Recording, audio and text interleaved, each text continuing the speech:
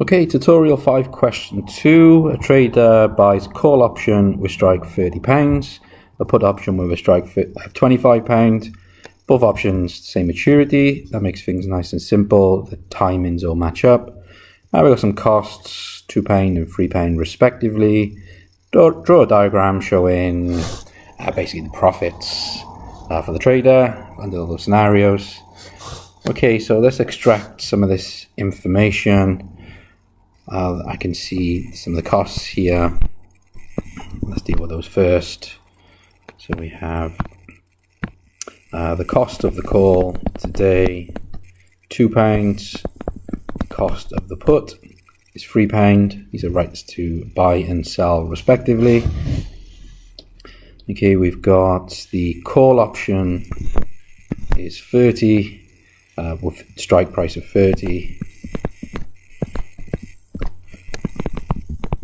And I think I'm going to subscript with a C, and it makes sense for the put option with P. These are the strikes.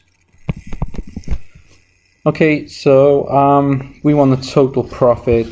What have we done? We're buying the one. We're buying both of them. Yeah, we're buying both of these options. Okay, so the call, the right to buy. So the profit for the call, well, we only make profit on the call if the market rises above the strike price. Otherwise, the whole thing is worthless.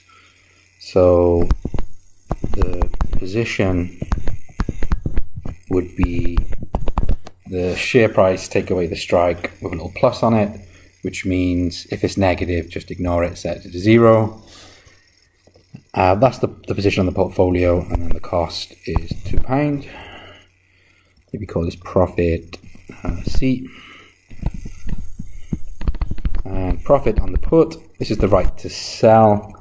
So when do we make profit based on the right to sell?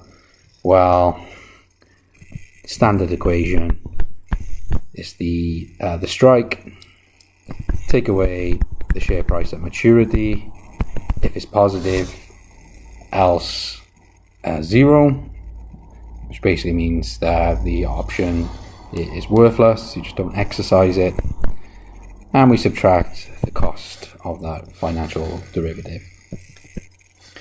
Okay, so total profit. Okay, so we need to add these up. So we have the share price at maturity, take away the strike on the call, take the positive value, the strike on the put, take away the share price at maturity, take the positive value, which means if it's negative, just set it to 0, take away 2, take away 3. Okay, we've got some of these numbers. I'm putting in probably more lines than I need to, it doesn't matter.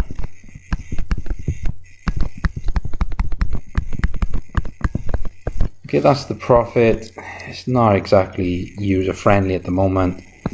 We need to look at some cases. So if we take a look in here, we need to consider the final share price 30, above 30 and below 30. It's going to affect this term quite a lot. And in here, we need to look at the share price around £25. Above and below, again, it's going to have a big impact there. So I'm going to split this into 3 different terms. The important numbers are 25 and 30. So I want to know what happens when the share price is less than 25. I want to know when the share price is between 25 and 30. And finally, I want to know what happens when the final share price is £30. Okay, so let's calculate these. The first line, the share price at maturity is less than 25. So we have 30, excuse me, so the share price take away 30, so that's definitely going to be negative. Did I say that right? Yeah, that's definitely going to be negative. So that would be 0. For the second term, that is definitely going to be positive. 25, take away some number less than 25. So that would be definitely positive.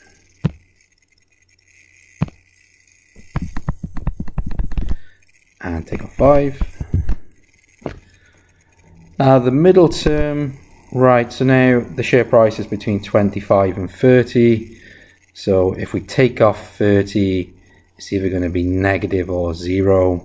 So if we look at the positive side of that, the plus symbol there, that's just going to be 0. The second term, 25, take away the share price.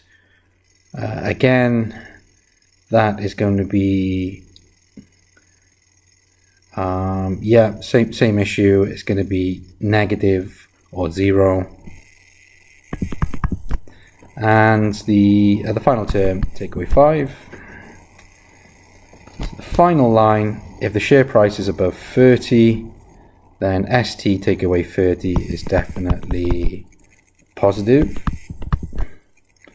The second term is 25 take away some number bigger than 30 is negative, so that would be 0. And subtract the 5. Okay, just a little bit of thought that took. Let's tidy all of that up. So we have 25 take away 5. That's 20 minus 5, and ST take away 35. And the conditions, I'm just going to write this a bit. No, I'll do the same. That's fine. And these are the conditions. So the total profit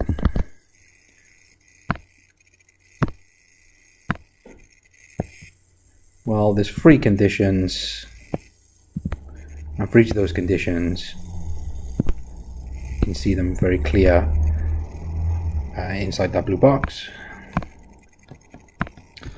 Okay, so there's the profit from buying the call and buying the put. Next we need to sketch this thing, so maybe I'll just do a very simple sketch. So we have, okay, I'll try my best to make this nice. Profit here, we have the closing share price, we have 0 to 25, assuming the stock can only go bust down to 0. Then we have 25 to 30. The scale's not very good, but I do want to show what's going on in the middle. Okay, something like that. Let's plot the thing. So if the share price is less than 25, we have 20 take away ST. So that is going to go from 20 down to negative 5. So negative 5 can be roughly there. 20 can be, just guess, maybe there. Should do a dot second.